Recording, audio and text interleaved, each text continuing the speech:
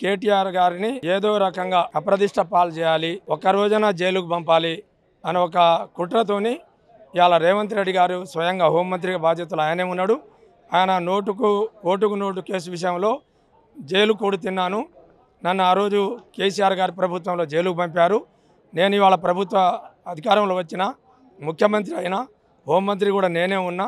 తప్పకుండా కేటీఆర్ గారిని జైలుకు పంపాలనే కుట్రలో భాగంగానే ఈ యొక్క అవినీతి ఆరోపణ తప్ప ఇందులో ఎలాంటి అవినీతి జరగలేదనేది జగమెరిగిన సత్యం. ఆయన స్వయంగా కేటీఆర్ గారు ఒప్పుకున్న అంశం మన ముందే ఉన్నది. అయినా ఈరోజు న్యాయానికి ధర్మానికి కట్టుబడి ఉండే వ్యక్తిగా న్యాయ వ్యవస్థని చట్టాన్ని గౌరవించాలనే విధంగా 6వ తారీఖు నాడు ఏసీబీ కోర్టుకు హాజరు కావాలని నోటీస్ ఇస్తే స్వయంగా కేటీఆర్ గారు హాజరు కావడం జరిగింది.